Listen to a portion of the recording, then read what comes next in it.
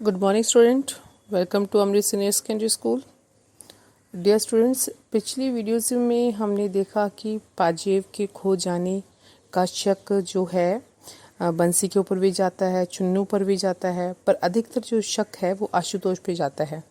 आशुतोष पे इसलिए जाता है क्योंकि उसे पतंगों का बहुत शौक था और उसी टाइम पर वो आशुतोष जो है नई पतंगे और नया पिन्ना लेके आया था। इस कारण उसके माता पिता का शक उस पर ज़्यादा जा रहा था कि इसी ने पाजेब उठाई है। और किस प्रकार, अब हम पढ़ेंगे कि किस प्रकार उन्होंने आशुतोष के ऊपर मतलब कि आशुतोष से ये उगलवाना चाहा कि पाजेब उसी ने चोरी की है। वो सारा अब हम इस आगे पढ़ेंगे। मैंने कहा कि तुमने तेजी क्यों कर डाली, ऐसी कोई बात भला कभी सुलझती है। बोली कि हाँ, मैं तेज बोलती हूँ। अब जाओ ना, तुम्हें उसके पास से पाजेब निकाल कर लाते क्यों नहीं? तब जानूं जब पाजेब निकलवा दो। मैंने कहा कि पाजेब से बढ़कर शांति है और अशांति से तो पाजेब मिल नहीं पाई जाएगी। श्रीमती बुदबुदाती हुई नाराज होकर मेरे सामने से चली गई। थोड़ी देर बाद छुन्नू की माँ हमारे घर आई। श्रीमती उन्हें लाई थी। अब उनके बीच गर्मी नहीं थी। उन्होंने मेरे सामने आकर कहा कि छुन्नू तो पाजेब के लिए इनकार करता है। वह पाजेब कितने की थी, मैं उसके दाम भर सकती हूँ। मैंने कहा, ये आप क्या कहती हैं? बच्चे बच्चे हैं। आपने छुन्नू से सहूलियत से पूछा भी। उन्होंने उसी समय छुन्नू को बुलाकर मेरे सामने कर दिया। कहा कि क्यों रे, बता क्यों नहीं देता जो तन्ने पाजेब देखी हो। चुन्नू ने जोर से सिर हिलाकर इनकार किया और बताया कि पाजेब आशुतोष के हाथ में मैंने देखी थी और वह पतंग वाले को दे आया है। मैंने खूब देखी थी, वह चांदी की थी। तुम्हें ठीक मालूम है? हाँ, वह मुझसे कह रहा था कि तू भी चल, पतंग लाएंगे। पाजेब कितनी बड़ी थी बताओ तो? चुन्नू ने उसका आकार बताया, जो ठीक ही था। मैंने उसकी माँ की तरफ देखकर कहा कि देखिए ना, पहले यही कहता था कि मैंने पाजेब देखी तक नहीं, अब कहता है कि देखी है। माँ ने मेरे सामने छुन्नू को खींचकर तभी धमधमाकर पीटना शुरू कर दिया। कहा कि क्यों रे, झूठ बोलता है, तेरी चमड़ी ना उधेड़ दी तो मैं नहीं। मैंने बीच बचाव करके छुन्नू को बचाया। वह शहीद की भांति पिटता रहा, रोया बिल्कुल नहीं, और एक कोने में खड़े आशुतोष को जाने किस भाव से वह देख रहा था। खैर, मैंने उस सबको छुट्टी दी। कहा कि जाओ बेटा, छुन्नू खेलो। उसकी माँ को भी कहा कि उसे मारिएगा नहीं, और पाजेब कोई ऐसी बड़ी चीज़ नहीं है। छुन्नू चला गया। तभी उसकी माँ ने पूछा कि आप उसे कसूरवार समझते हो? मैंने कहा कि मालूम तो होता है कि उसे कुछ पता है, मामले में शामिल है। पर इस पर चुन्नू की माँ ने पास बैठी हुई मेरी पत्नी से कहा, चलो बहन जी, मैं तुम्हें अपना सारा घर दिखाई देती हूँ, एक एक चीज़ देख लो, होगी पाजेब तो जाएगी काम। मैंने कहा, छोड़िए भी, बेबात की बात बढ़ाने से क्या फ़ायदा। सो ज्यों त्यों मैंने उन्हें दिलासा दिया, नहीं तो वह चुन्नू को पीट पीट हाल बेहाल कर डालने का प्रण ही उठा ले रही थी। कुलच्छनी आज उसी धरती पर नहीं गाड़ दिया जो मेरा नाम नहीं। खैर, जिस भांति बखेड़ा टाला मैं इस झंझट में दफ्तर भी समय पर नहीं जा सका। जाते वक्त श्रीमती को कह गया कि देखो, आशुतोष को धमकाना मत, प्यार से सारी बातें पूछना। धमकाने से बच्चे बिगड़ जाते हैं और हाथ कुछ नहीं आता, समझी ना। शाम को दफ्तर से लौटा तो श्रीमती ने सूचना दी कि आशुतोष ने सब उगल दिया है, बता दिया है। 11 आने पैसे में वह पाजेब पतंग वाले को दे दी है। पैसे उसने थोड़े थोड़े करके देने को कहे हैं। 5 आने जो दिए वह चुन्नू के पास हैं। इस तरह रत्ती रत्ती बात उसने कह दी है। कहने लगी कि मैंने प्यार से पूछ कर ये सब उसके पेट से निकाला है। तो 2-3 घंटे में मगज मारती रही। हाय राम, बच्चे का भी क्या जी होता है। मैं सुनकर खुश हुआ। मैंने कहा कि चलो अच्छा है, अब 5 आने भेज कर पाजेब मंगवा ले। लेकिन यह पतंग वाला भी कितना बदमाश है, बच्चों के हाथ से ऐसी चीज़ें लेता है। उसे पुलिस में दे देना चाहिए, वो चक्का कहीं का।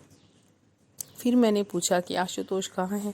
उन्होंने बताया कि बाहर ही कहीं खेल रहा होगा। मैंने कहा कि बंसी, जाकर उसे बुला तो लाओ। बंसी गया और उसने आकर कहा कि वे अभी आते हैं। क्या क्या कर रहा है? चुन्नू के साथ गिल्ली डंडा खेल रहा है। थोड़ी देर में आशुतोष आया, तब मैंने उसे गोद में लेकर प्यार किया। आते आते उसका चेहरा उदास हो गया था और गोद में लेने पर भी वह विशेष प्रसन्न मालूम नहीं हुआ। उसकी माँ ने खुश होकर कहा कि हमारे आशुतोष ने सब बातें अपने आप पूरी बता दी हैं। हमारा आशुतोष बड़ा सच्चा लड़का है। आशुतोष मेरी गोद में टिका रहा, लेकिन अपनी बड़ाई सुनकर भी वह उसको कुछ हर्ष नहीं हुआ प्रतीत होता था। मैंने कहा कि जाओ चलो, अब क्या बात है? क्यों हजरत तुमको 5 ही आने में ही तो मिले हैं ना। हमसे 5 आने पैसे मांग लेते तो क्या हम ना देते? सुनो, अब से ऐसा मत करना बेटे। कमरे में ले जाकर मैंने फिर पूछताछ की। क्यों बेटा, पतंग वाले ने 5 आने में तुम्हें दिए ना? हाँ। और वह चुन्नू के पास है ना? हाँ। अभी उसके पास होंगे ना? नहीं। खर्च कर दिए? नहीं खर्च किए? हाँ। खर्च किए कि नहीं खर्च किए? उस ओर से प्रश्न करने पर वह मेरी ओर देखता रहा, उत्तर नहीं दिया। बताओ, खर्च कर दिए कि अभी हैं? जवाब में उसने एक बार हाँ कहा तो दूसरी बार नहीं कहा। मैंने कहा कि तो ये क्यों नहीं कहते कि तुम्हें नहीं मालूम है? हाँ बेटा, मालूम है ना? हाँ। पतंग वाले से पैसे चुन्नू ने लिए हैं ना? हाँ। तुमने क्यों नहीं लिए? वह चुप। 5 इकन्नी थी या ध्वनि और पैसे भी थे? वह चुप। बतलाते क्यों नहीं हो? चुप। इकन्नियाँ कितनी थी? बोलो। 2। बाकी पैसे थे? हाँ। ध्वनि नहीं थी? हाँ। ध्वनि थी? हाँ। मुझे क्रोध आने लगा। डपट कर कहा कि सच क्यों नहीं बोलते जी? सच तो बताओ, कितनी कन्नियाँ थी और कितना क्या था? वह गुमसुम खड़ा रहा, कुछ नहीं बोला। बोलते क्यों नहीं? वह नहीं बोला। सुनते हो? बोलो नहीं तो।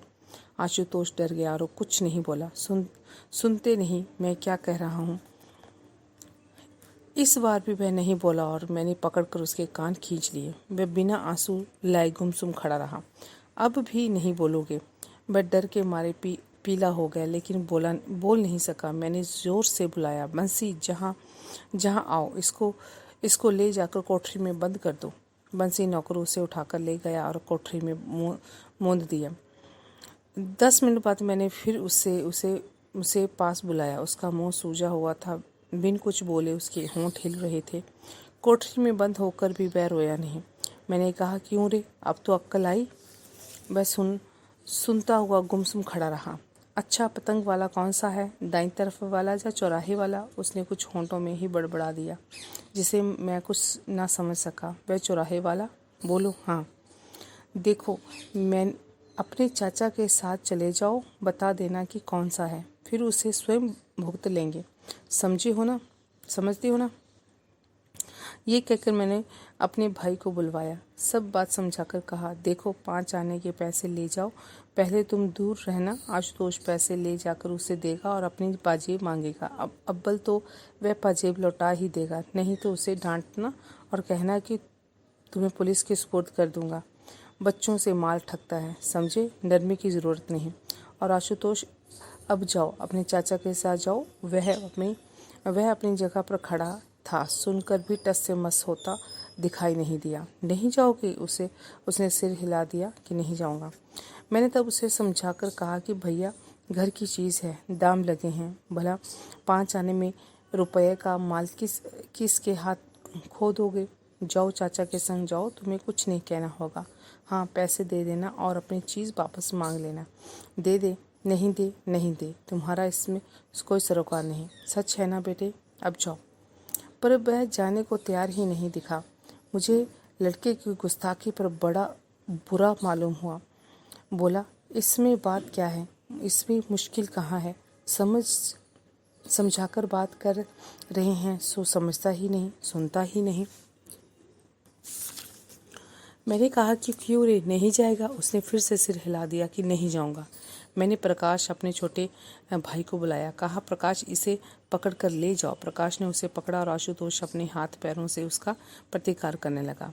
वह साथ जाना नहीं चाहता था। मैंने उसे ऊपर बहुत जब्र करके फिर आशुतोष को पुचकारा, कहा कि जाओ भाई, डरो नहीं, अपनी चीज़ घर में आएगी, इतनी सी बात समझते नहीं। प्रकाश इसे गोद में ले जाओ और जो चीज़ मांगे उसे बाजार में दिलवा देना। जाओ भाई आशुतोष। पर उसका मुंह फूला था। जैसे तैसे वह समझाने पर वह प्रकाश के साथ चला। ऐसे चला मानो पैर उठाना उसे भारी हो रहा हो। 8 बरस का ये लड़का होने आया, फिर भी देखो ना, किसी भी बात की उसमें समझ नहीं है। मुझे जो गुस्सा आया तो क्या बताऊं, लेकिन यह याद करके कि गुस्से से बच्चे संभलने की जगह बिगड़ते हैं, मैं अपने को दबाता चला गया। खैर वह गया तो मैंने चैन की सांस ली, लेकिन देखता हूँ कि कुछ ही देर में प्रकाश लौट आया है। मैंने पूछा क्यों? बोला कि आशुतोष भाग गया है। मैंने कहा कि अब वह कहाँ है? वह रूठा खड़ा है, घर में नहीं आता। जाओ पकड़ कर तो लाओ। वह पकड़ा हुआ आया। मैंने कहा क्यों रे, तू शरारत से बाज नहीं आएगा? बोला जाएगा ही कि नहीं।